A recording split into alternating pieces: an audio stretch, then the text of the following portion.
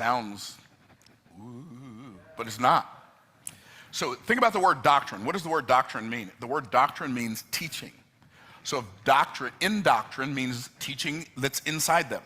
So if you can teach them something about the result they desire, not about your stuff, not about your product, not about your offer, not about your service, but if you can teach them something about the transformation they're already looking for, before you make them the offer, the likelihood of them saying yes to the offer increases exponentially. It's mind-blowing. We have, by the way, I'm not patting, oh, Myron, you're so wonderful. Well, some days I'm wonderful, some days not so much. But this is October 13th, 2023. We're not even halfway through the 10th month yet, and our business has generated over $15 million in revenue, and we've spent $0 on ads. Do you know why? Because we have a YouTube channel that gets, I'm going to look it up.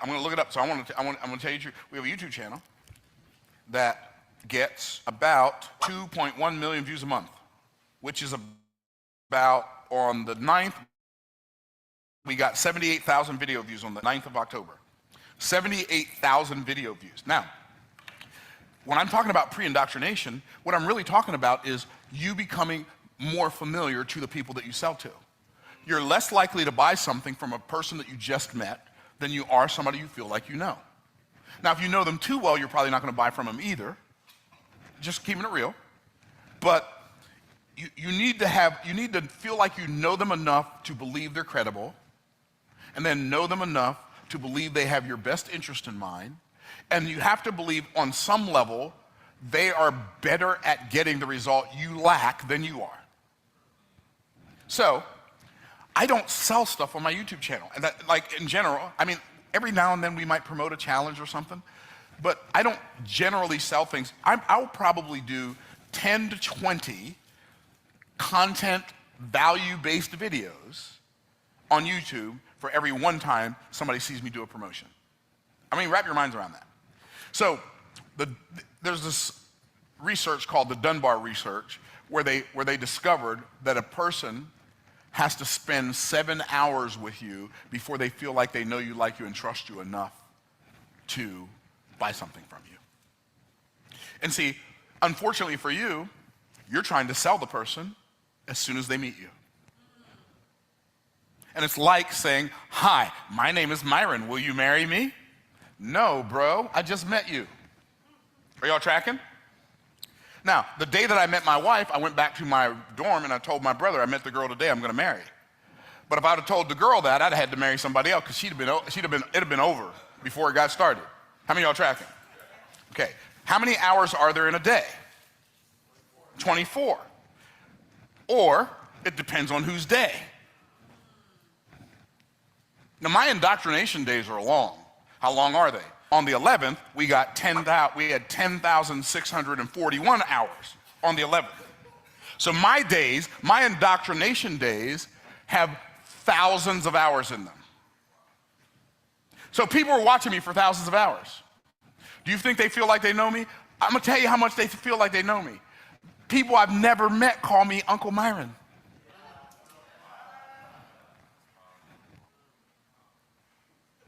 I'm just saying. Okay, wait a minute. The 21st of September, that day had 18,378 hours in it, in one day. That's how much time people spent watching and here's what's cool. I ain't trying to sell them anything. Why? Because I know I don't have to. When the farmer plants the seed in the ground, he doesn't go out there every day and say, you gonna grow or not? The farmer does what the farmer does, and he trusts the soil and the sun and the water to do what only the sun, the soil, and the water can do. When I go on YouTube, I ain't trying to get anything from anybody. I'm just saying, hey, I learned this really cool thing. Y'all gonna love it. And then I get all excited about it, and then people, oh my goodness, that thing changed my life. And then they say, I can't believe he's teaching this stuff for free. You know what that means? When somebody says, I can't believe he's teaching this stuff for free, you know what that means? That means I feel like I owe him. I don't feel like they owe me, but I don't mind them feeling like they owe me. Hi, everybody. Thank you so much for joining, and not just joining, for joining on time. My name is Obinna Udensi, and I'm super grateful for everybody who, in spite of this short notice, made our time to be on this call. It's my culture to always keep to time. And for any serious business person, being time conscious is something you have to take more serious in the year 2025. Because time is money. You understand the value of time, you wouldn't want to play with it. So, like you all understand, this is a Sunday school, which means it's not going to be just about me. It's about myself and yourself. It's about our business. It's about what our goals are for the year 2025. Okay, so I barely have time for things like this, but I felt like, okay, what can I do differently in the year 2025? What can I do to help people? Okay, I may not afford all the money in the world to give people to start businesses, but I believe that sharing what I know in platforms like these can help people who desire to have a paradigm shift in their business to learn from what has worked for me. Um, it's not about the crowd. I mean, the smaller the merrier. In Sunday school, it is always beautiful when it's a smaller unit because I will try to engage with the audience. Please get ready to um, unmute yourself because I'm going to be asking some few questions to have some icebreaker questions we're going to go through together to help us understand ourselves. My goal here on this call is not just to read out slides for you. The essence of the Sunday school is to help us understand whatever it is that the topic is at the time, okay? I'm going to share my slide. We've already started. Anybody who joins us now will have to, you know, continue from where we stopped. So, but again, there will be a replay. For those who I didn't mention this too, I'm currently recording this session just to ask for your permission in case you have to put on your camera. You might have to show on my screen. So, what is it really about the Sunday school? Why do I have to attend the sales Sunday school? The truth is that if I had 3 persons on this call, I would have been very grateful because it means that these 3 persons really want to change their business. Okay. Um, if you have to get me on a meeting like this, you have to pay very well because I value my time. And what I'm sharing with you today is a secret that had worked for me. I'm not giving you a Google document. I'm not giving you what I learned in school. Even though that most of the principles I'll be sharing on this call are things you can find applicable anywhere in the world.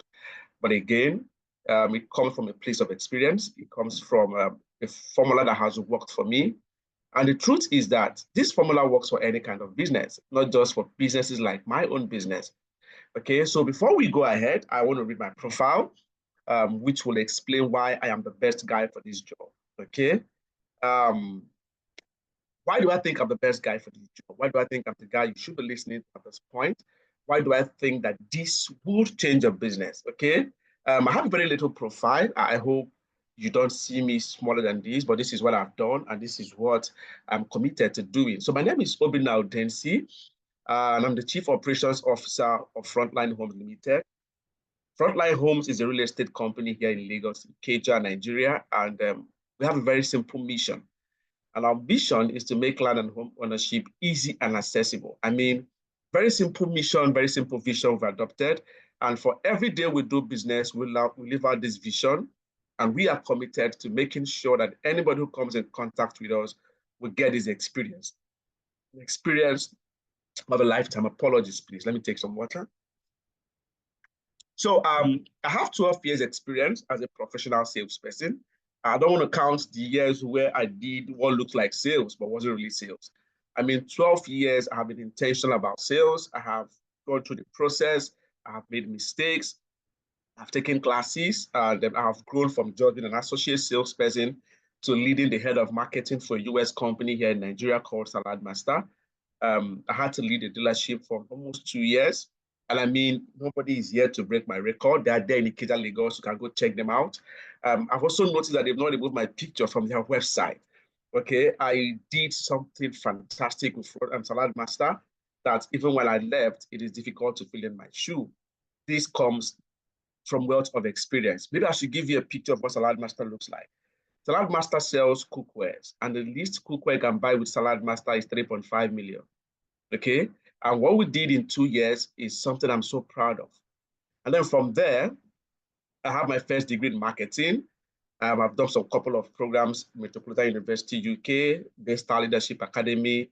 One of my goals in 2025 is to go to Lagos Business School, and a lot of other courses I've done that I wouldn't want to bore you with. So what is the idea for Sales Sunday School? I am leading the Sales Sunday School because I want to design this program to help people succeed and grow in their sales journey. I am more interested with small businesses, people who think that their business is small, people who think that, oh, I'm not doing so much. Okay, it's just an online business. I have to post on my WhatsApp status. I have to post on my Facebook platform to see how I can get sales. People who want their business to grow, small businesses that are beginning to find traction. You know, the truth is that when your business starts finding traction, there's always a slim line between scaling it up and the business dying. Okay, so what we try to do on the Sales Sunday School, which today being the first edition, is to mentor people and equip them. Okay, in this class, I have some professionals also on this call. So don't just think it's about upcoming people or startups. I have a very amazing sister who's on the call. She's an experienced person also. I'm going to let her say some few things on the call and a couple of other things that we're going to be doing on this call. So I am dedicated to helping you succeed, while I'm also driving the excellence at Frontline Homes. Okay, so this would happen more often in case you're interested to have a business scale. And let me also tell you, there's nothing to sell on this call. I am not packaging this program to sell a program somewhere. Not at all. I do not have the time to host paid events, but this will happen often as my CSR and as a way I'm giving back to my community. And by the way, this has been fully sponsored by Frontline Homes, and I'm sure you would find some value. Okay, so while we are at that, I think it is time to open up our mics and have some conversation. Thank you, Abiodun, for joining. Thank you, Amaka, for making our time to be on this call. Mr. Chinedu, thank you so much for showing up. Christabel, Deborah, Dr. Aisha. Thank you, Dr. Aisha, for joining this call. Mabel, I am grateful you made out some time to be here. Grace, Oluwatomilola, and Mr. Jimmy. Thank you, everybody, for showing up on this call. So, to make this class quite interesting, I will ask us to please unmute ourselves. To also make it more organized, I'm going to do some cold calling. So when I call your name, please unmute yourself. Let's have some conversations, because I really want to understand what we would love to focus on tonight. This is a Sunday school, and while I have some slides to share, I also want it to be quite engaging. Okay. I'm going to start with Mr. Chinedu. Can you hear me, Mr. Chinedu?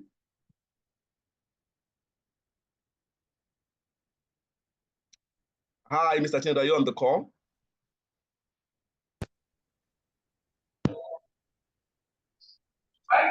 Can you hear me?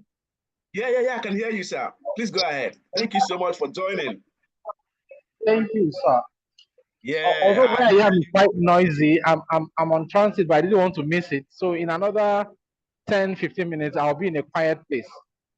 Oh, okay. I'm going to let you get to your destination. Thank you, Mr. Chinedu. I appreciate it. Right. So I'm going to just keep to Abiodun. Abiodun, can you hear me? Yeah, I can hear you. Abiodun, thank you, Mr. Chinedu. I'm going to wait for you to arrive, okay? So Abiodun, can you hear me?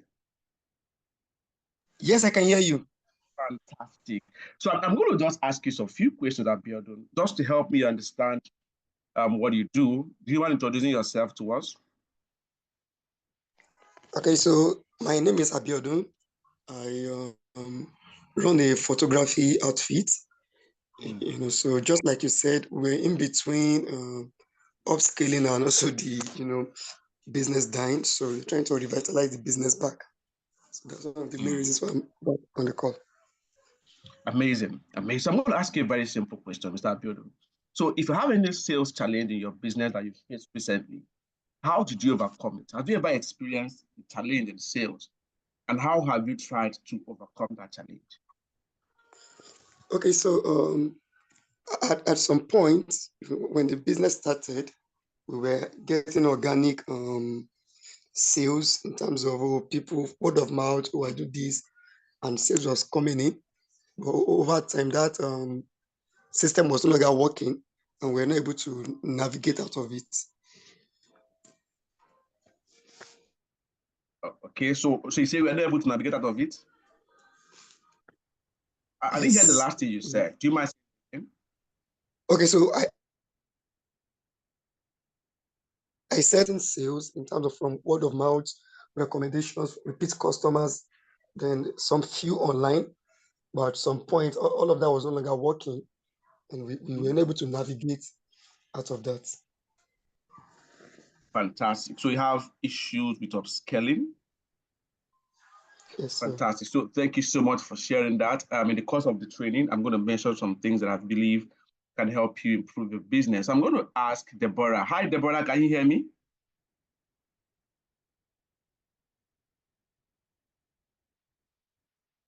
Deborah, are you there? Yes, I can hear you. Oh, thank you so much, Deborah. Do you mind introducing yourself and what you do? Okay, my name is Deborah Udo. I'm from Akwa Ibom State. I bake, Good I to have cook, you, Deborah. I cook, and I plan events. You bake, you cook, and you plan events. Yes. Okay, so I'm going to ask you another question, Deborah. What is the best piece of sales advice you've ever received? The best piece of sales advice I've ever received is Yes. it's how you present your business to the public, and that is how the public takes it.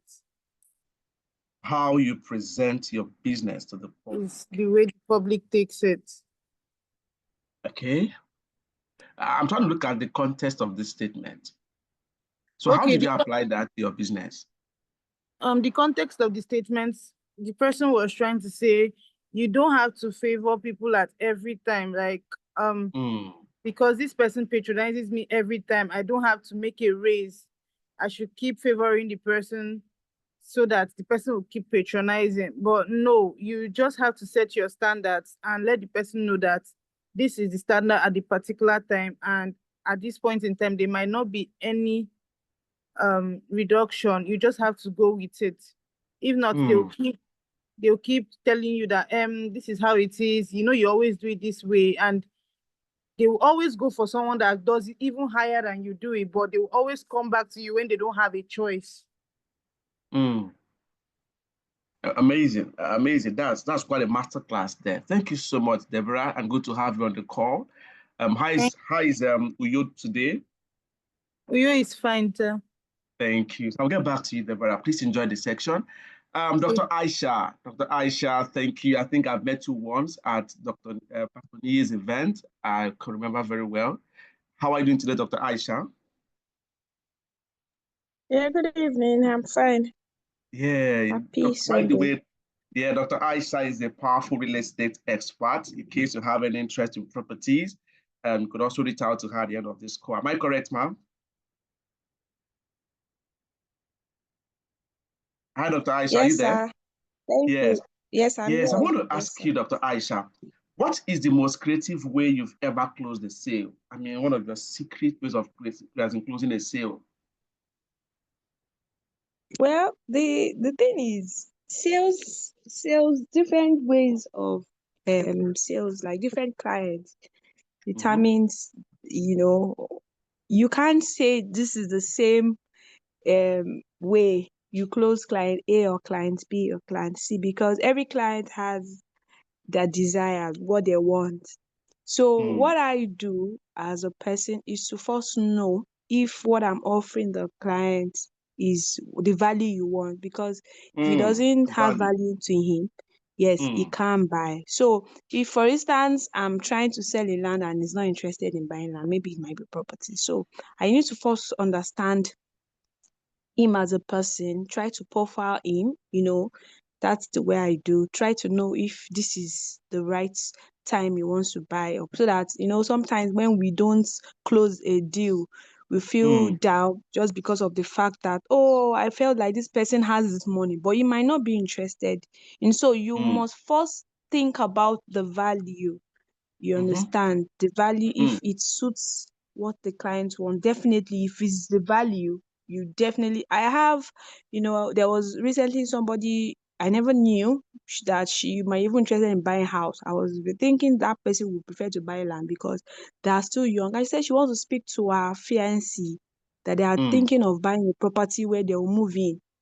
And the type of where the location they want to buy it is, is different. So it's the value. If I'm trying to pitch out, I feel like it's land you should buy. I might miss, closing the deal. So I look at, the value first before I close any deal. I mean, this is a very, guys, listen, this is a master class you're having on this session. Dr. Aisha is an experienced salesperson. I have an opportunity to be in classes with her, and she's a fantastic person. Listen, what she said is very vital. One of the mistakes you can make from what I got from what she shares, that don't ever judge your client with your own pocket. Now, Dr. Aisha felt that these clients should be buying land and not a house. She couldn't see beyond her own capacity, because as a real estate person, we all believe we can buy land. But sometimes you don't underrate clients. For me, I think I have a few of my staff members here. I do not sell one plot. Before I sell one plot, there would have been a battle for us to sell one, but I have to start closing you from 1 acre. Okay, because the truth is that from the way the mind works, if we start from the most expensive, the moment you mention the affordable one, they will rush it. Okay, so Dr. Aisha could have lost that sale if she kept on dragging for land. Now look at how creative she was. Try to understand the need of your customer. I'm going to get there in the course of this training. Okay, before you sell, for those of us who do online sales, you say, okay, I'm into these, I post online. No, do you understand what your audience need? What you're posting, is that what we need? The cheese has moved. This is the year 2025. People are changing what they need. Are you having what they will be needing? Okay, so for your business to grow, for you to even creatively close a sale, you need to be very sure that what you're trying to sell to this person is what they want. Whether you're an artist or you're a music person or you do whatever it is that you do, you need to understand, am I trying to sell what these people need? By the way, I have a sister on the call, Mrs. Mabel. Mabel said that Mabel goes to the gym to exercise. I mean, she's on this call. I'm going to let her share her story. She owns one of the best teas I have ever tasted. Okay, I mean, a tea you could taste, and in 3 weeks, you could start seeing the difference in case you want to lose some weight. And we're having a conversation one day. She said that she went to the gym at iFitness, and somebody was trying to share a testimony about her own tea. The person didn't even know that she was the owner of the tea brand. Okay, so if you are solving a need, that is the first step to creatively closing a sale. Understand what they need per time. That is the first step. Okay, so the last person before we move on, Mr. Jimmy, are you there? I'd love to learn from you, Mr. Jimmy. Thank you for joining all the way from the city of Ibadan. Can you hear me, sir? Hi, Mr. Jimmy. Did I lose him? Okay, so since we're not able to reach Mr. Jimmy, please, Mabel, are you on the call? I would love to hear from you, your name, where you're joining from, and maybe share some experience with us before we go into the full presentation.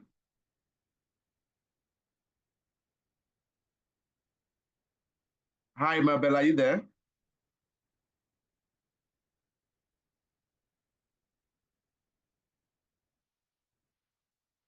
Okay, I think she's not available at the moment. I'm going to let her share some tips before the end of this meeting. So let's get straight to why we're here. Okay, first of all, let's talk about sales. Why does sales matter? I mean, if you are following the trend, you need to understand that sales is the new oil.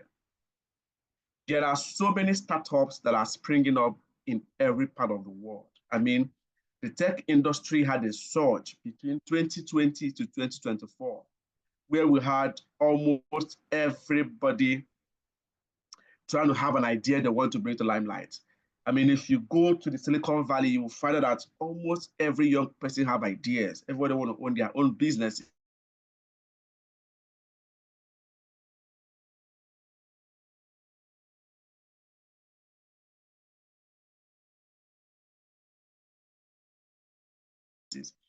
But what we also see is the sales industry, okay? So what that means is that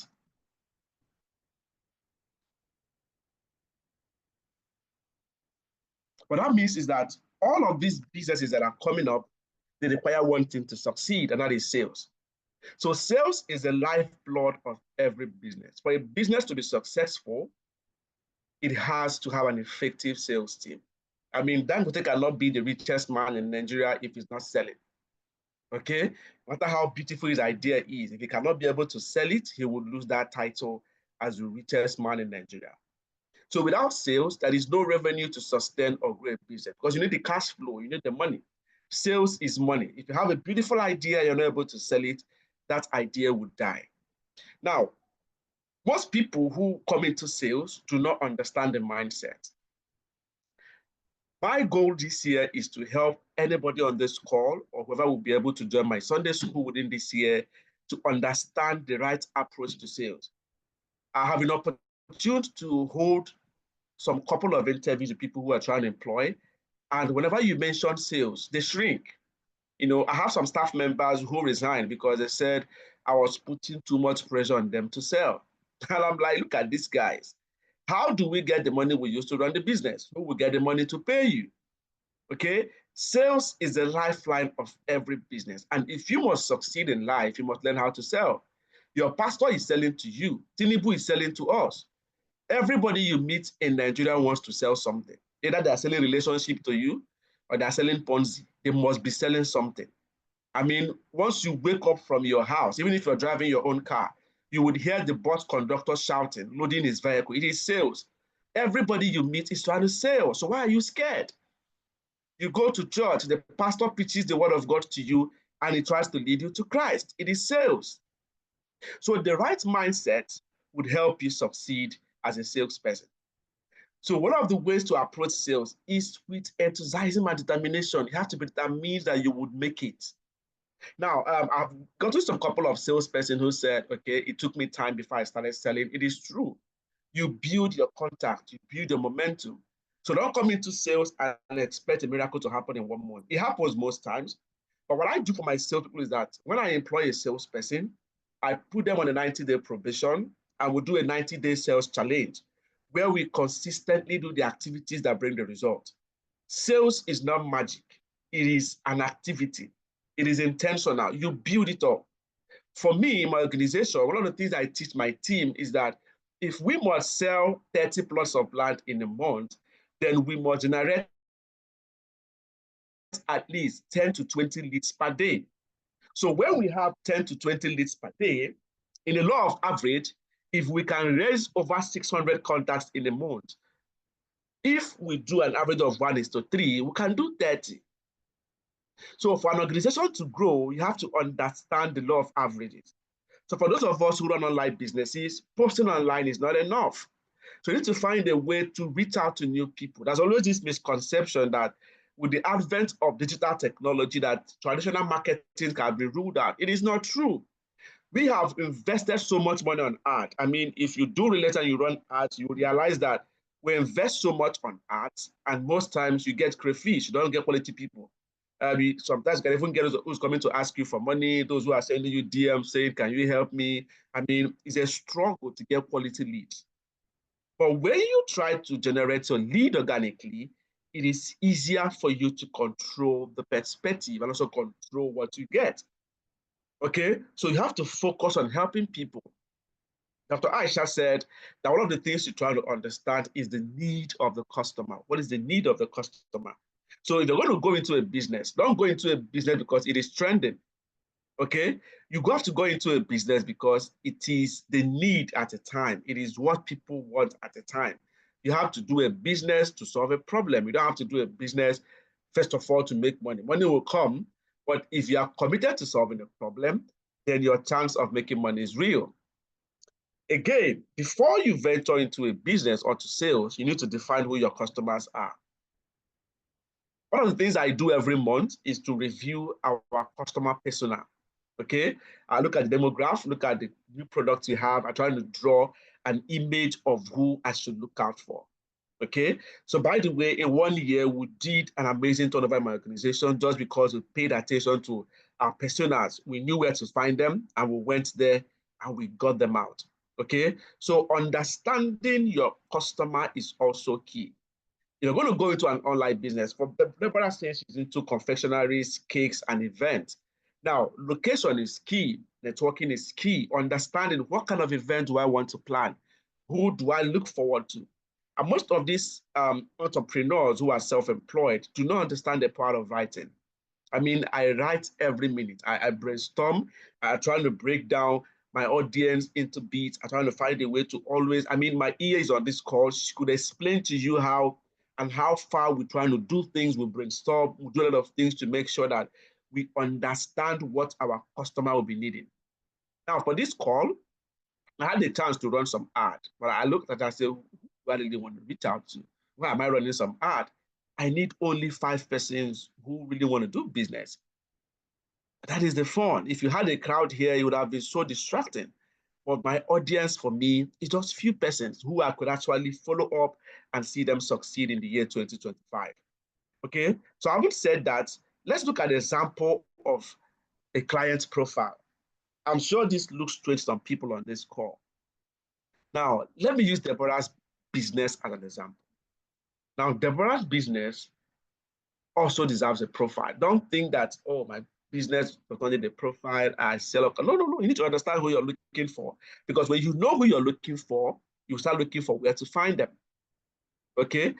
By the time you know who you're looking for, you now know how to find them. For instance, this is an example profile of a personal coach. Now, this coach is looking out for people who are 18 to 34 years old, any profession, any gender, and now he has an income level he expects them to be. So what is his expectation? His expectation is that his audience are those who are going through downward phase in their life. That's like a mental health coach. And his job is to provide tips to bring their life back on track. And if you look at the age he's targeting, this is actually a very critical age. This is the age where people need help. This is the age where people are overwhelmed. You know, there's so many heartbreaks for single people, for those who are trying to get a new career, for those who are trying to learn a new skill. It is quite frustrating at this time. Okay, so at this stage, he knows that they are vulnerable. Okay, this coach understands that if I am able to get people at this age, in a law of average, I mean, that's over 15 years gap, okay? If he focuses on just getting 300 persons from this age, he's good, he's in business. So this is clear. He knows the region is looking for, he knows the country is looking out for, and what is that behavioral? How do they behave? Now, every age do not behave the same. So this coach has broken down to understand people I want are those who are ready to buy, you know? So how will he find them? You have to also make them trust him. The trust score has to be high also. So this profile will help every business succeed. So if you're a business person here, what I want you to do at the end of this call is to design your customer profile. Design your customer profile. Who do I want to sell to in the year 2025? What will be the expectation? For instance, the brother can say, I want those who don't have time to plan their events. You know, people who are also spending so much on events. Just find a way to solve a problem. Find out what people are expecting at this time. For me, if I'm an event planner today, I will not chase for clients. I will plan a mass wedding. There is hunger in the land. If I'm an event planner, what I'll do right now is to plan a mass wedding in Easter and get 5 or 6 couples to register. And if they can afford to raise $500,000 or 1 million naira, we can do no budget wedding for them. You know, so you create a solution. You don't have to wait for people to come to you. So Deborah, who is also a chef and also, you know, someone that goes to confessionals can say, okay, if I'm going to plan this wedding, I'll also cook the food, I'll bake the cake for them. So how much can it cost me? I'm getting a venue. So Deborah finds a way to solve a problem for these people. So when Deborah puts out this brand, now when she does the mass wedding, remember those people that will benefit from the mass wedding will also become new leads for her. And they can now help her share her brand to their friends who will also want to benefit, if not from a mass wedding, but from individual events that they can also want to host. So as a business, understanding your customer profile is key so that you don't chase everybody. If you chase everybody, you cannot sell. Even in real estate, there are those who sell luxury. Some people sell land, some sell houses, some sell short-let apartments. So you need to understand who you're looking forward to sell to, and then you focus on them. Break down, understand their pain. What is their pain? What exactly are they dealing with? Like Abiodun said, what can we deal with? If he wants to scale up his business, do you have a customer profile? How do you identify what their problems are? Who wants to snap pictures, by the way, when there's iPhone? So ask yourself, how many persons are able to edit their pictures very well? There are so many products that people need to take good pictures of. You can invest into product showcases, shoot products for people and help them put up as a brand.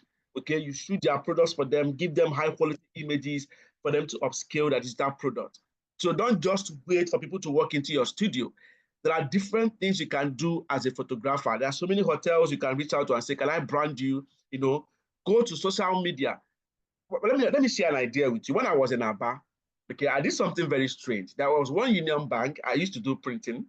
There was one Union Bank close to one area in Aba called Ungwa Road, and I noticed their flag is very dirty, and their wall, the painting is very bad. So what I did was that myself and my friend Obinna too, Obinna is in Namibia right now. So we wrote a letter to the manager, and we told him that we can give him a better image. I mean, we pitched for that idea, and the man called us. We reprinted the flag for them, and we painted the office. That was a need for them, but they didn't see it. Okay, so you need to go out there and look for customers. Mr. Abiodun, if you step out every day and go to 5 to 6, 7 businesses, if you do that consistently for 1 month and you have, let me assume you do it for 5 days in a week, Monday to Friday, and you talk to 10 businesses, that's like 50. New people means new business. As a small business owner, you need to understand the power of lead. If you have to grow, you have to invest in lead generation. Go out there and meet new people. Don't let digital marketing confuse you. Stop doing lazy business. Go out there and do the traditional thing. It is easier for people to buy from you when they can put a face to your brand. Go out there and meet people. These things are very simple. Do not depend only on digital marketing. Nigerians have trust issues. While you hope for people to buy from you online, go out there. Let me assume you also sell online. You sell seafood items online and all the rest. You can go to banks. Those guys are very busy. It's almost the same thing as errand. Go there, share your card. Let them know you can help them shop for the weekend. People are busy. Go to the island. Go to different offices. Share your card. Go to Lagos Island. Find out. Go to those that park their cars on Lagos Island. Commune with them. Tell them if you're busy, I could help you do some shopping. Okay? So you don't just depend on online. Go out there and meet people and let your business be known. So having said that, how do you build your sales foundation? Okay, for those of us who are Christians, the Bible said that if the foundation is faulty, then what are we building? So Dr. Aisha also said on this call that one of the things she also does is beyond understanding the values and what it is for the client, is to highlight the benefit. I call it the FBI. Now, if you want to sell to a client, you need to pay attention to the FBI. The FBI is what matters to the client. I mean, for every person you meet who you think should buy from you, the first thing they do is to build a defense on their heart. All of us here does that. If you walk into a mall, you will say, no, I will not buy this. I will not buy this. You know, you're trying to build a defense and say, I don't have money. But sometimes when you get a very good pitch, you end up buying what you don't need. Now, what did they do?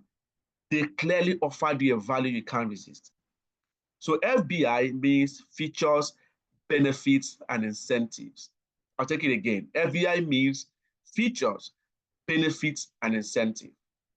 So having said that, as a good salesperson, one of the things you need to know and understand is that you have to understand your product. Product knowledge is key. Don't sell what you don't understand. Do not sell what you don't understand. So as a salesperson, understanding what you're selling helps you understand the value itself. Okay, so you craft a good offer. Don't always post. Post what people would need. Craft it into offers. You sell online, you sell pet bottles, you sell buckets, whatever it is you sell. Can you craft them into a package?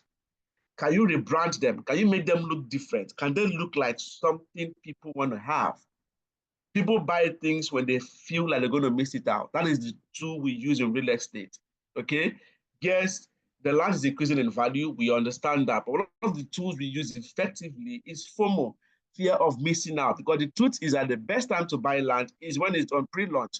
Because when they launch the land, it becomes more expensive. So the timing before the pre-launch is always short because we can't wait to move it to the proper sales. So most people who understand this tool buy before we launch. So if you buy after we've launched, you're going to buy very expensive. So create your products to have that value that nobody wants to mix out. Understand your market also. You know, for most of the people who are on this call, I don't know how you do your business, but for me, I and my team, one of the things we do every day is to also look at other brands. What are they doing differently? You need to know that no idea is original. You did not start anything. Whatever we are doing now, we're copying from somebody.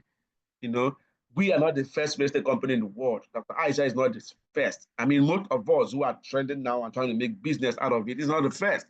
There is no harm in copying what people are doing, even in court. You don't come to meet the judge and you say, oh, my Lord, I feel that Deborah deserves justice. She's a good girl. She has been so nice to me. That doesn't make sense.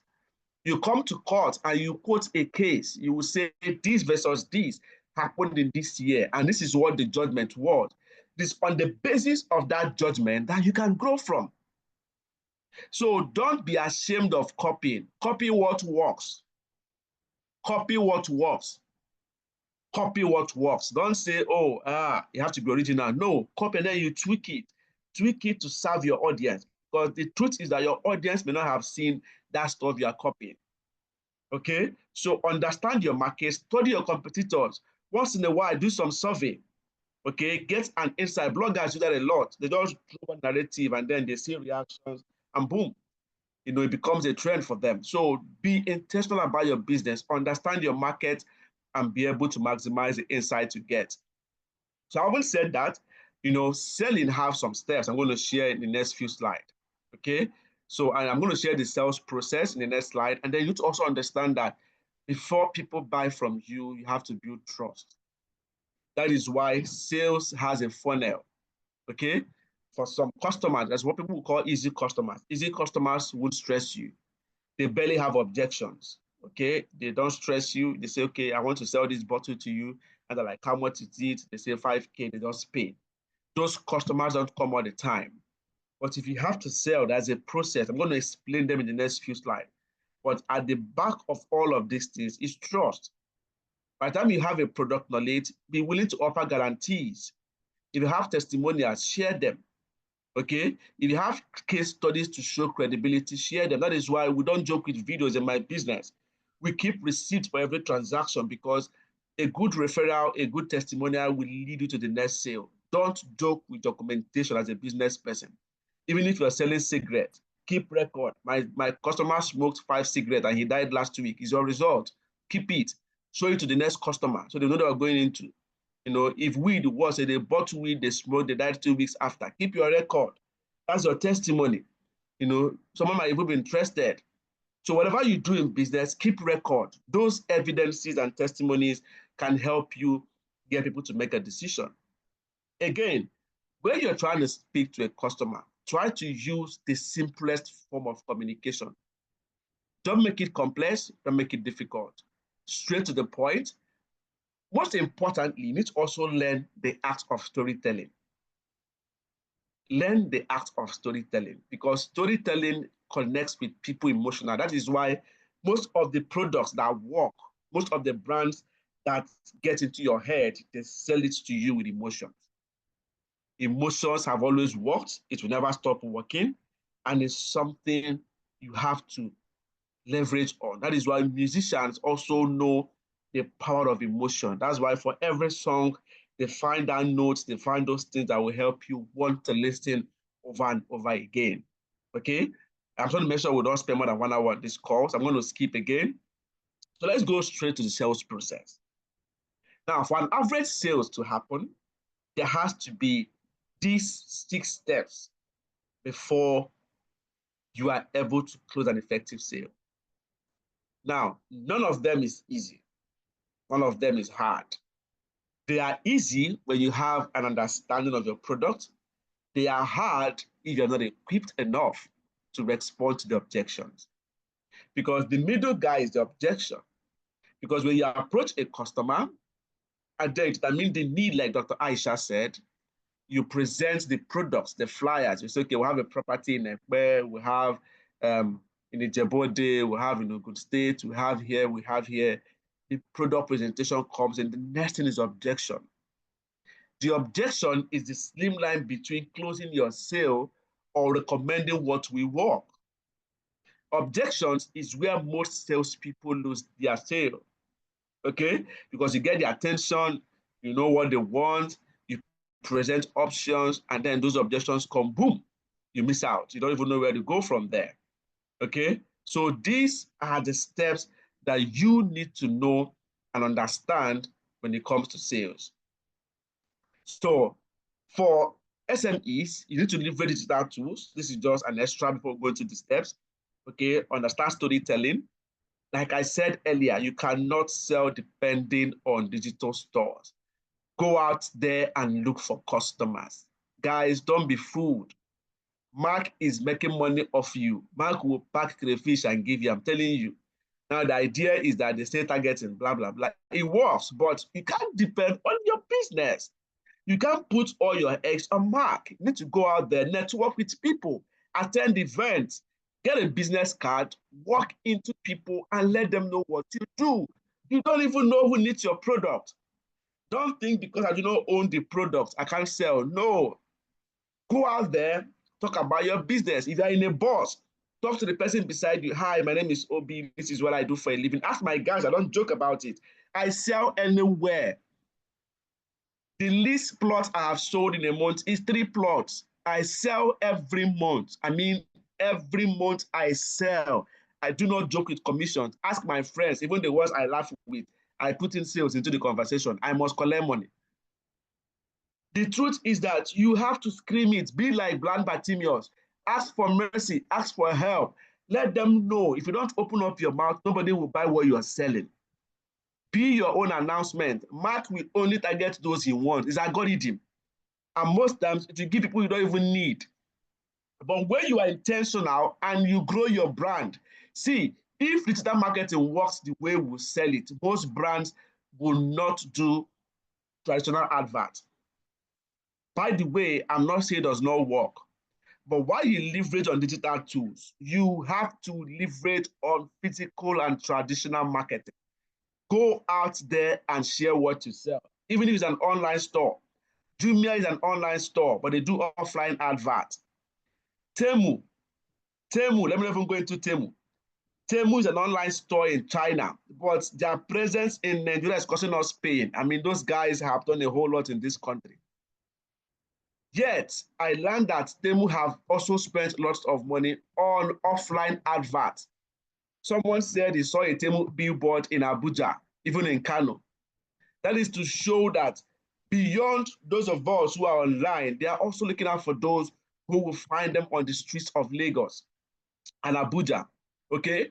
And again, like I said, if after this meeting you go and invest your time in storytelling, go and learn how to tell stories.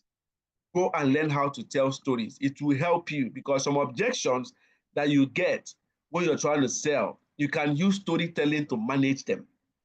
Okay? You can use storytelling. Like Dr. Aisha will always say, I don't know what do really have. I'm sure you should always do that. Tell stories of customers who bought properties and the value increased. Those are stories. Okay? Find testimonials, craft them into a story. Your pastors use that too. You know, everybody you know that wants to sell is the tool. So don't be left out. Take advantage of that and improve your business. Okay? So going forward, there are different challenges we made in sales. One of them is objection. Another one is rejection. I mean, this is why most salespeople resign. I mean, rejection. Oh, I don't like the way the man spoke to me. Look at how that woman snubbed me. Can you imagine? Rejection happens when you try to sell to people. So don't take it personal, okay? Do not take it personal. I wish we were having a physical class. We would have done some role play where I teach you how to handle rejection. I mean, I have done sales in the strangest places. Imagine going to somebody's house. You've not met them before. And then you're going straight to their kitchen to cook for them, just for them to buy pots. I mean, I cook every day of my life. I fry chicken, I cook yam, I make salad, just for them to buy pots. And these are strangers. You know, I've been to a client's house before in VGC. You know, I finished cooking the food. She tested my chicken and she said, I mean, this is trash. Please leave my house. How will you fry chicken without oil, no Maggi, no salt? This is a mess. I mean, this woman walked me out. I mean, pushed me and my pot out. I mean, if I was a weak salesperson, that would have been my last day at work. But when I left that room, I said I was going to come back again. I was going to sell to this woman. I followed up on her and she bought a set. So what if I've allowed that rejection break me down? Again, time management, learn how to prioritize a lead. So even when you go out every day to meet new people, you need to also learn how to set daily sales goals. I'm sure most of us here, if you've not been doing it, you need to start understanding that you cannot achieve what you've not determined to achieve. Don't just say it in your head, write it down. Write it down and say, I want to make so amount every day from my sales. If you define the what, then the how should follow. When you set those goals, you track your progress, follow the tips I've shared, go out there and prospect. Don't ever go a day without prospecting. That is the lifeline of your business. So having said that, let's look at some objections and how we can handle them. So what are objections? Okay, remember, objections and excuses are two different things. Objections and excuses are two different things. Okay, so let's go into objections. What are objections? Objections are concerns, doubts, or other honest reasons why a customer has not made a buying decision. For instance, as a salesperson, one of the things you will hear this month is that, let me pay landlord. The kids are going back to school. For those who traveled back from abroad, they'll be like, let me get to the States first. I've spent a whole lot. These are objections. So objections gives you an opportunity for you to present more information to the customer. Now, someone has said they want to pay school fees. If you handle the objection well, you can get them to commit an initial deposit and then come back to that deal when they are done paying school fees. But a weak salesperson will be like, but that man get a lot to do. Let's allow him. You don't have to allow him. The same man who is paying school fees will go out there and he will buy a life goat and take it home. He will buy a new phone. He will buy new shoes. He will buy new clothes. The truth is that you are not just their priority. You haven't shown them that this is important. So when these objections come, what you need to understand is that, like I have a client who said one time, he said, Obi, hold on now. I will get back to you. And I'm like, I'm surprised. When I try to sell these things to people, what they always ask me is that, how do I get started? So when I get objections like this, I keep wondering, did I miss at any point? Did you not get the value? I'm trying to re-emphasize on the value, the FBI. And most times, I get these people to make an initial deposit. And funny enough, if we get them to go beyond that point, some of them just pay up the balance in no time. So objections are buying signals. But you need to differentiate the difference between objections and excuses. Now, excuses are insincere reasons for not buying. And most times for not seeing the salesperson. Now, people that you will call, so can I come and say, no, I'm not available.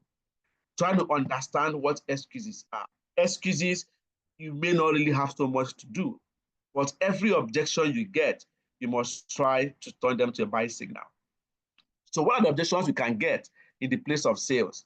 So as a salesperson, you need to write down all the possible objections you can ever get in your business. So Deborah, for instance, what are the objections people can give you in your business? If you're trying to ask someone to buy cake from you, what could be their reasons? What can they give as an excuse not to buy? So what you're going to do today after this call is, if you don't know them, go to ChatGPT, ask them, what are the possible objections I can get? This is what I do. This is what I do. What are the objections I can get when I'm trying to sell to people? Post it there. It will give you ideas. Then ask GPT to give you answers. Practice those answers. Because objections, yes, they will come. You will get lots of them. But when you have answers to these objections, you prepare for the sales ahead of time. So for myself and my team, I train every Monday. And one of the things I talk about is objections. What objections did you get over the weekend? What objections did you get last week? So we try to handle those objections. So for every objection we treat, it brings us closer to the sale. So we don't just wait till this objection comes. For those we've not gotten yet, we handle them. So when the client comes up with this objection, we have answers to them. So have your analysis sheet, list common objections you can ever get in your business. This is one step to liberating yourself from being broke, because every objection obviously must lead you to a buying signal. So I once said that most objections we get, they can't go far beyond this. One, people want to understand, like Dr. Aisha said, is it a need for me? Is it a need? Make it a need. Let me tell you, people don't decide what they want to buy. Nobody stays, apart from those that have the value of land. Let me even use where I used to work. Nobody stays, I want to buy a pot of 3.5 million. Go and check Salad Master. Nobody ever decides to buy pot of, I mean, so one man called me a criminal. He said I'm a thief. Now I come and collect 3.5 for pot, ordinary pot, cooking pot. I'm a wicked guy that he will arrest me. I came to scam him. I have seen a whole lot as a salesperson. So people also want to be sure that this product is valuable for me. Apart from being a need, this one you are selling to me, is it valuable? The product, will it serve a need? For me, I don't buy any kind of shoe. I make sure I buy shoes that are quality. You know, I pay attention to what I'm buying. And then the source, what is the source of this? What is it made up of? For our kind of product, what title does it come with? What's the guarantee of this product? And then the price. Price is also an objection people will always mention. So you also have to have answers for it. And then time. This is not the best time for me to buy. Then you find out. I'm going to teach you 3 questions to ask your customers if you're trying to close them before the end of this meeting. So having said that, let's look at one of these objections. Now, for need, the customer does not have an immediate need for the item or wants the item, but does not really need them. So this could always be one of the things you get for need. Okay, do I really need this? Why don't you call me next week? Okay.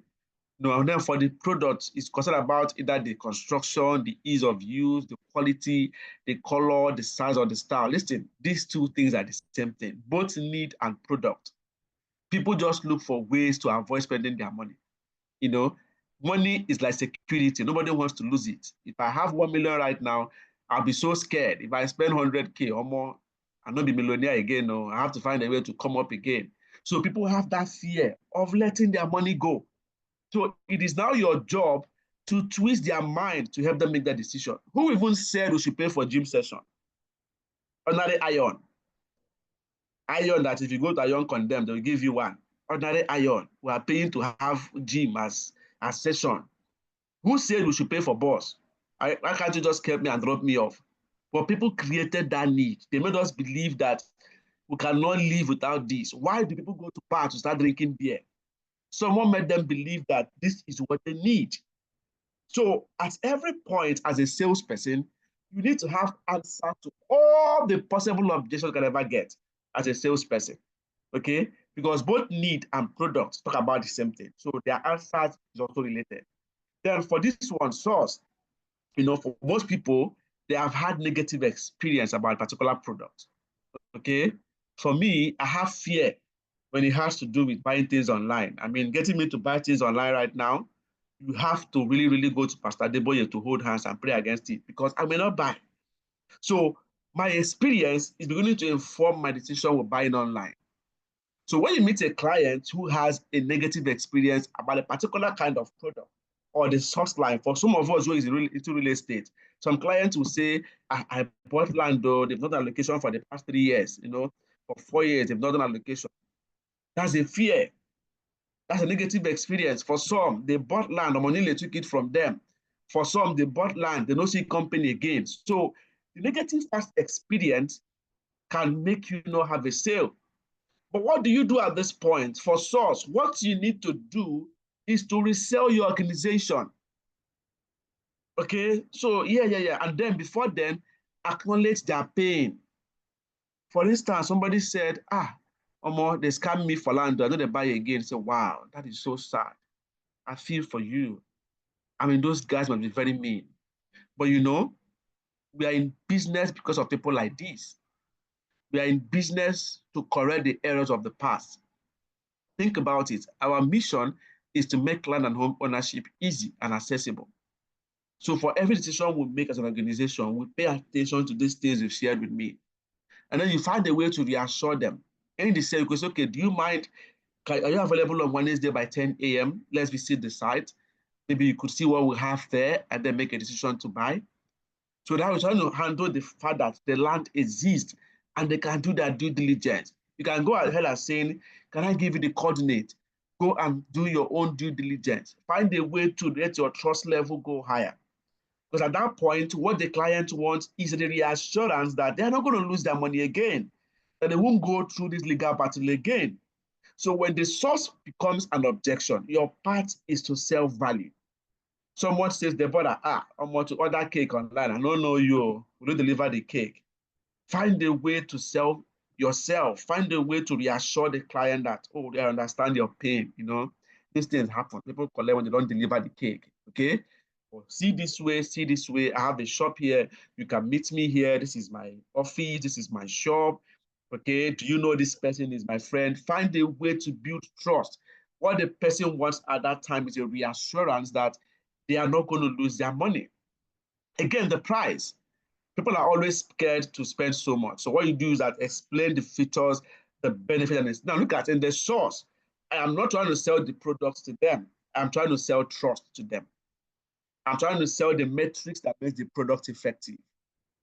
Okay? So but in price, I'm not going to start focusing on the product value. Okay? The product value. Now, when it comes to time, if you get a customer who brings you to time, guys, you have to make that sale. Once you talk with a customer and they come to time as an objection, guys, your chance of closing that sale is 80%. Either by saying they want to buy now or can I buy next 2 months, next 3 months, your time of selling is closed. That is why if you have done a good presentation, at this time, you do the closing question. You can now ask them, hi, Deborah, can you see that all the things I've shared with you can help you own a property in Lekki Epe and it will grow in 5 years? Deborah will say yes. And then you ask Deborah again, are you interested in making such profits? Deborah will say yes. And then you will ask, when is the best time to invest in such decision? Deborah by herself will say now. I take it again. Can you see? Are you interested? When is the best time? These 3 questions must always close your objections. So for every time you handle an objection for the customer, don't fail to use these 3 questions. I take it again. Hi, Deborah, can you see that all the things I shared with you today can help you upscale your sales and make you make more sales? Deborah will say yes. And I will ask, are you interested in making more sales in the year 2025? Obviously, it's a yes or no answer. And then the last question is, when is the best time to start making sales? Obviously, the answer is now. If I have a product to sell to Deborah, she is likely going to make payment because I've handled her objections. We have agreed that this is achievable. And at that time, I should be able to collect the money. And if you're selling, let me also teach us this sales closing tip. Don't ask people whether you can send account number. That is another way of losing sale. Go ahead and say the account details is 00. Call it straight up. Assume the sale. Assume the sale until you're not able to make the sale. Don't at any point feel the sale will not come. Assume the sale. So you keep closing at every point. When you keep closing, you will definitely get the sale to come through. Don't ask people, are you buying now? That's a wrong question. Say, can I deliver by 10 a.m. tomorrow morning? Assume the sale. Can I deliver by 5 p.m. today? Assume the sale. Can I deliver in the next 30 minutes? Assume the sale. Don't ever open up for the customer to pull out of that conversation. Assume the sale until the sale comes through. Again, Dr. Aisha said something, and this is also a very good tool for handling objection. Now, a successful salesperson have learned to use 4 basic steps. Now, all the things I said earlier for handling objection, you cannot handle the objections if you don't listen. Objections are easier handled when you listen. You cannot handle what you don't understand. So the first tool you should have as a salesperson is the ability to listen. Now, not just listening. You are not listening to give answers. You are listening to understand. Because when you understand an objection, you can be able to handle the objection. Like I said earlier, when you listen carefully, you acknowledge their pain, because people will listen more or say more things when they feel that you understand them. So when a customer said, oh, I've been scammed, acknowledge it. Don't say, scam, from where? No, you didn't experience that with them. So when they share their experience, you acknowledge it. Then when they have to find a way to restate the objections. Oh, really, you were scammed. And then you answer the objection. Very four simple steps. Learn the art of listening. So when they share their objections, you listen carefully, acknowledge the objection, you restate it, repeat it again for them to know that you really, really listen. It's like counseling. Okay, when you're counseling people, when they share their pain with you, repeat it. Did you say he slapped you? Did you say he stole your phone? Did you say he did this? That makes them understand that the brother have been listening to me. So I can trust her more. She's paying attention to my pain. They haven't restated that. You now handle the objection the right way by trying to sell the features, benefits, and incentive, or whatever it is you want them to buy from you. Again, like I already explained this, to demonstrate sincere concern, maintain eye contact. If you are trying to talk to people about what is paining them or what they need help about, focus on their eyes. Don't blink. Okay? Focus. And when they are talking, try your best not to say a word unless they are done. Okay? Don't say, sorry, can I come in now? Don't come in. Allow them to pour their heart.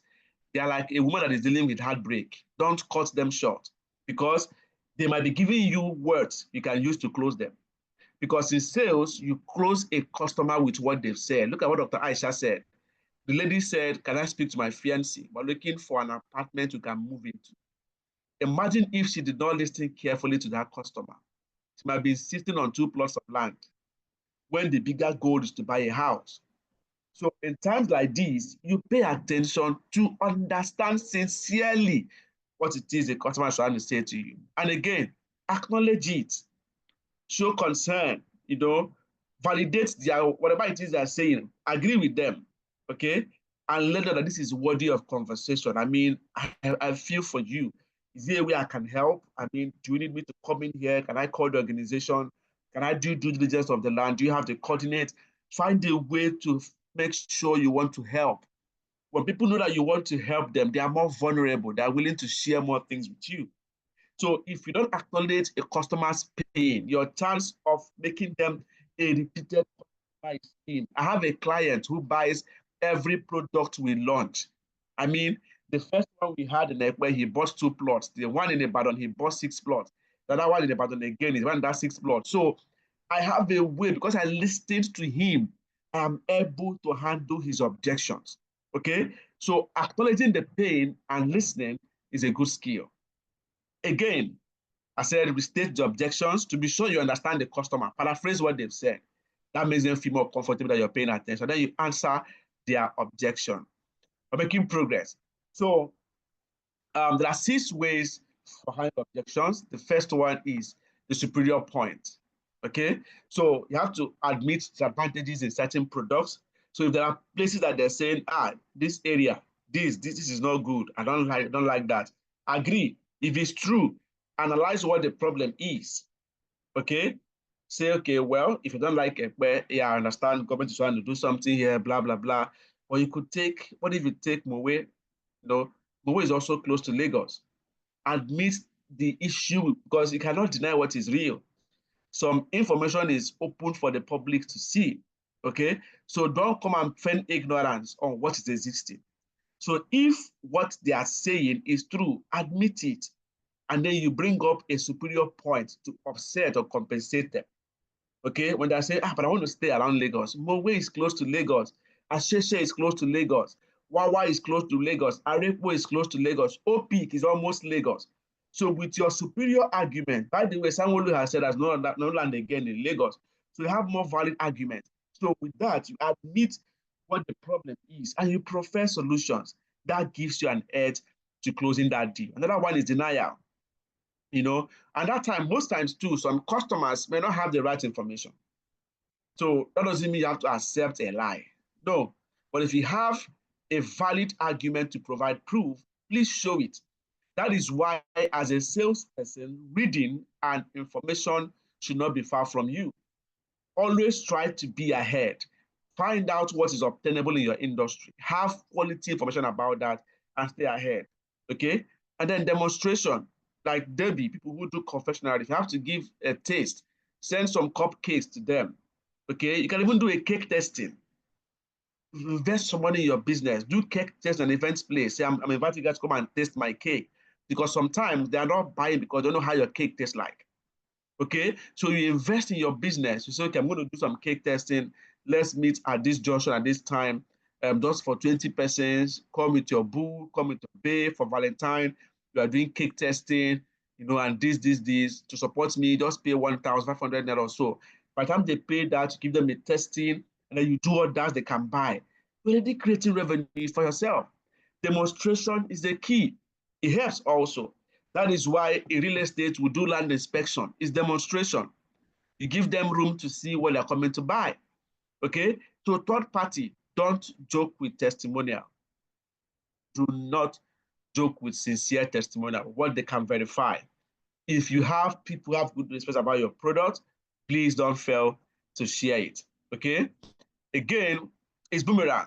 Okay? So you have to find a way to start using a friendly, helpful tone to explain how that objection is a selling point. And that's why I said most clients will give you what you will close them with. Dr. Aisha said that she was trying to sell land to a client, and the client said that she wanted a house. That was a boomerang. Okay? Imagine if she has kept it back to herself. She won't have an idea about what the customer wants. But the customer closed herself by herself, and it was easier for Dr. Aisha to make that sale. And then learn how to ask questions the right way. Okay, so sometimes if you want to understand what people want, repeat it 3 times. Okay, like for instance, so you can say, Debbie, did you say you want to buy a house? Sorry, mean a house? Okay, as you get to a house, so repeat it so that it gets into their subconscious. That also helps you bring out some more objections you need to handle that will enable you close that sale. Okay, so finally, as we're rounding up, this is the first class. We're going to have another one next month. We'll keep dealing with different objections. Next month will be quite more interactive. This is just an introduction that allows us to learn some basic tips. And this year, I am willing to help as much businesses as possible. Okay, so remember, I'm going to do a raffle here tonight for those who feel their business name on the WhatsApp group. I'm going to share and then do a raffle. Anybody who wins gets a free business name registration. And not just that, I'm also going to help the person design a marketing and sales plan for the year 2025, and also design a client persona that will help them focus and attract the customer that they deserve. Okay, so having said that, you can also attract as a tool for closing a deal.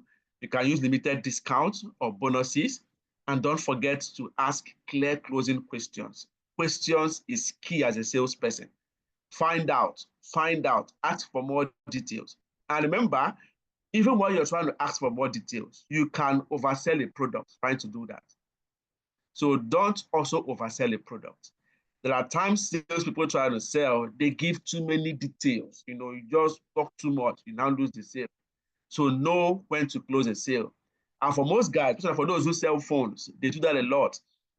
You came to buy iPhone 12, and they are showing you iPhone 16, showing you Samsung, showing you this, showing you that. Most times, such people may never buy again because you're confusing them, okay? Because you're confusing them. So sometimes when a customer makes a decision, they say, I want to buy this, stop there, sell that one and collect the money. Don't recommend anything extra. Collect the money for the one you sold. When they have paid, can I say, wow, but really, people who buy this bottle you bought also buy this cup. So by the time they take the bottle, they pour into the cup. Don't bring the cup when he has not paid for the bottle. Most salespeople do that and they lose the sales because at that point, the customer might become indecisive. Okay? But when he has paid for the bottle, he has two options, either to look for more money to buy the cup now because it's going to be the same delivery fee, or he takes the bottle today and then plans to buy the cup tomorrow. When he takes the bottle, he will find out that the cup should have come with the bottle to maximize the product. So as a salesperson, know when to stop selling. Don't oversell your product. And then customer retention is also key. For different customers, the approach is different. For some, loyalty programs work for them. For some, communication works for them. Whatever it is, okay, that works for you and your customer, please stay on it and maximize it. And again, for small businesses, you have to learn the art of follow-up. When people buy your product, send them SMS, thank them for patronizing you. Okay, follow up, find out, are you able to use the bottle? Is it working fine? You know, or does it hold temperature? If you pour hot water into the bottle, does it stay for a long time?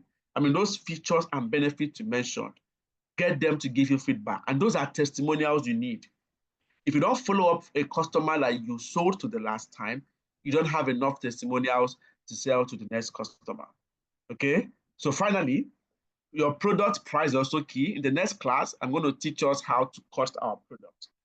For some of us, you just wake up and you say, oh, I bought this for 10 naira. How much should I add to this now? How much is Sam selling? How much is Grace selling?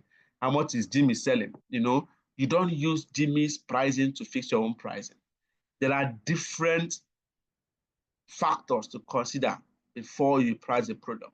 So in the next Sunday school, we're going to be talking about pricing. How do I price my product? How and what should I, consider before I price my product? Again, I'm also going to talk about building a sales funnel in February, where I will teach you how to create awareness, interest, decision, and action stages for your target audience. And again, when you have customers who are happy, by the way, you cannot make everybody happy. Sometimes logistics can make a customer feel delayed. So many factors you're unable to control can make your customers feel, oh, I didn't like the service Grace gave me, I'm not impressed. But find a way to deal with that and move the customer to a happy customer. Okay? So all of these will be discussed in the month of February. I really tried to do this for 1 hour. I'm sorry for taking so much of the time, but I hope that with these few points of mine, I've been able to do a foundation on sales and also explain why it is important that a salesperson sell, and also the basic objections and a clue on how you should handle them. Remember, objections are buying signals. Don't walk out of a sale because of an objection. So the best way to prepare for objection in the year 2025 is to go and research what objections are available in my industry. What do I need to know about my industry? Are there information that I need to have so I can be able to sell? Get all those information, have them handy, and make sure that you apply them to your sales funnel. Don't go into 2025 unarmed. Prepare very well and be able to deal with every objection. I've said two things today. Go and take the possible objections, write them down. Not until you meet a customer. Even if you meet a customer and the objection is not in your list, when they give you that objection, take it, go back, write it, add it so that you can review your last performance and you won't lose the next sale. Now, what do I want to achieve this year? I'm looking for people who want to improve their business and also make some more sales. If you need help, I'm always open to respond. I respond to chats more in the evening because of my kind of job and engagement. So sending me chats towards evening will be more effective as I get more time to respond. But my fulfillment would be that anybody who came in contact with my Sales Sunday School will have, their business experience a paradigm shift, and that they can also be able to, do well in the year 2025 and make some more money. Any question before we go into the raffle? Thank you, guys. Please unmute yourself if you have any question. Thank you, Mr. Jimmy. I appreciate. Thank you for the kind words. Okay, Deborah, please ask your question. Okay, I have 2 questions. Okay, please go ahead. The first question is, how can I identify and leverage the pain points of my customers? Okay, Now, first of all, before you go into any business, you need to understand why you are in the business. So your vision should be dealing with a pain. Now, for people, you say you do confectionaries. Number one is taste board. Taste board. Taste board is a pain. Do people want to eat cakes that have too much sugar? What kind of audience do you need? Taste, speed, delivery, the quality of your product. These are pain points. Do people really get value for the cakes they order? There's a brand in Lagos, they call them Fastest Cake. I mean, those guys are very fast. On my birthday, I received over 5 cakes, and they came within 10 minutes they were ordered. I mean, you cannot have such brand. They are solving a problem. So the pain of buying cake in Lagos could be distance. They have looked at it. The time you would take to go from here to deliver cake to go and buy cakes, the party may have finished. You don't have to start ordering cake 2 days before time, 1 week before time. That's a problem they are solving. For food, you say you also do catering. For food, the pain point can be that you pay a caterer for 100 plates, they deliver 70. You pay for 30 moi moi, they bring 15. They come late. I've heard a joke where a caterer called and said, is the wedding today? So there's so many pain points. The recipe, are you organized enough to give an outstanding recipe? Is your jollof rice given? So these are pain points.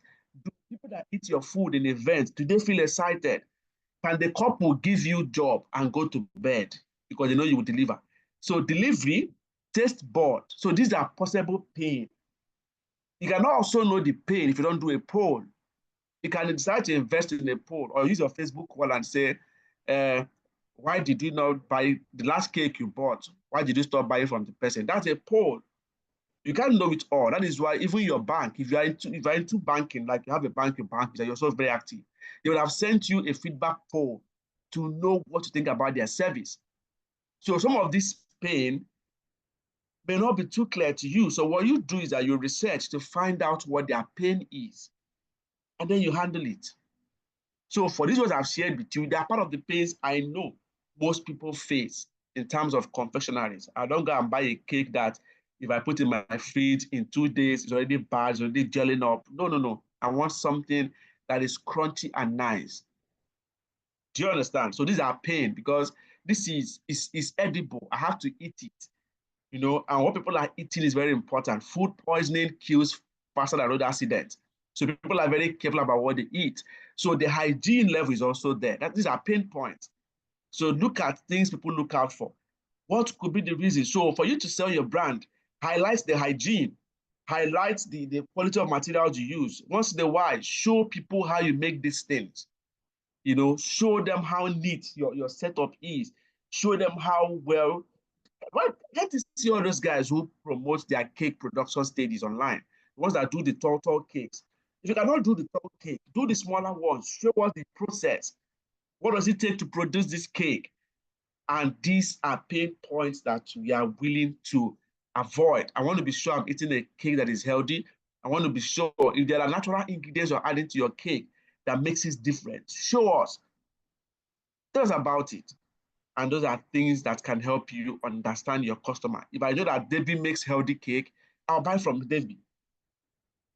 There may not be a lot of us who could be 10 or 20 or 30, but identifying us helps your business grow. If we are 30 and we are consistent, you are in business, I will know like 3 more persons who will be needing your service. I will tell them, they will buy from you.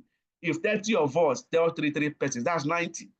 If 90 of us tell 3, that's 180. By the time you keep maintaining our service and then giving us quality, in 1 year, we would have multiplied up to 100 persons in the same business without doing so much.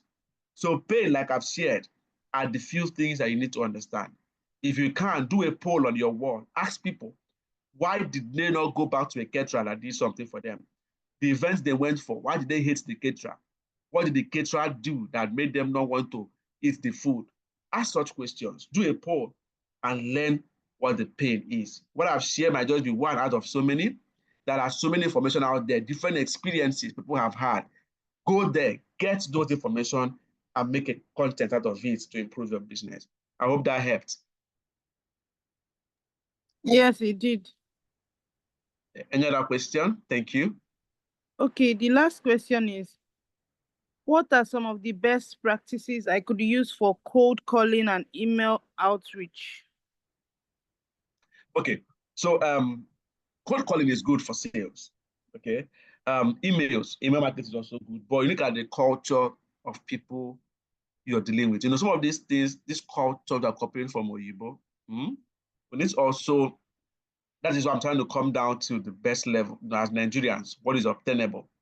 Okay, cold calls work, but first of all, with the way loan companies, you know, and all those guys that used to, you know, call people and scam them. Those guys that will call you and say, is your neighbor, is your sister, did you forget me? You know, people don't even have patience to listen to what you are saying.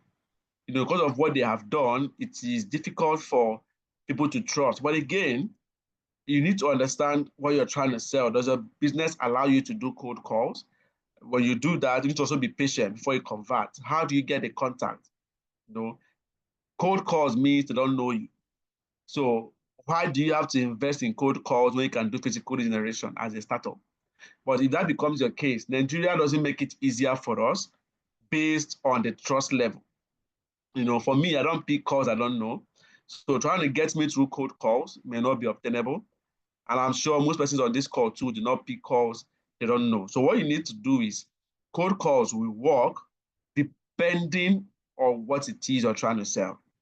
Okay, emails work also, but studies have shown that if you send 1,000 emails in Nigeria, only 75, as in less than 7%, will read the mail, and less than 3 will click or take action.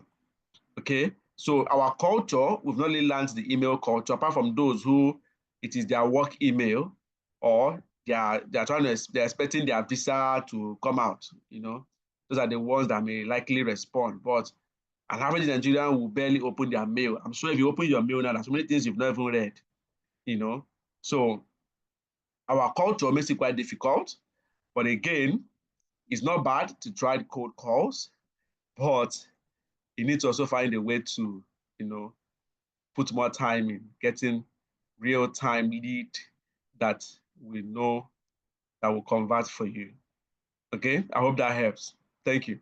Another question? Okay, so before we go into the next question, let's do the raffle. Sorry, that was not part of the plan. So we're going to do a raffle right now to see who wins our free business registration. So these are the businesses that were shared on the platform. And please, if I click these names, if the person is not here, we would have to delete the entry and then do for those who are on the call.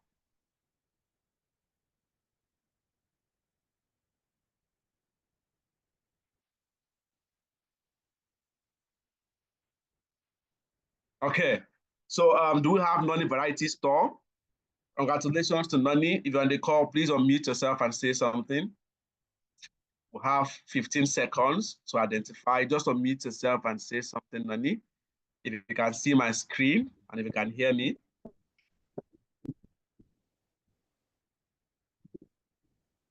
Sorry, is she there? Can you hear me? Yeah, I can hear you now. Are you on the call? Okay, congratulations, Grace. Congratulations. So you just won yourself a business name registration. Please send me a chat after now, and we will start the process. So any other question before we end the call? Any other question? This is how we keep empowering businesses every month. Beyond the lectures, I'll be sharing some books that will help us in case you like reading books. Okay, if you also don't want to be on the platform after the meeting, you could leave. But for those who are going to stay back, the idea is to have a community of those who want to grow their business, learn some quality sales ideas. This is not a sales program. I'm not trying to sell anything to you. I'm just trying to give back to the community to share what I've learned. And once in a while, we could also have physical events if we're around, and then have some retreats and see how we can grow together as a team. Any question before we go? Any question? Okay. So thank you guys. So there's going to be a recorded session. This session was recorded. I'm going to share the link after now for those who want to watch it again. Thank you guys. Thank you so much. And in the absence of the questions, I think we have come to the end of tonight's session. Thank you, everybody. Thank you for listening to this point. And good night. Good night. Thank you.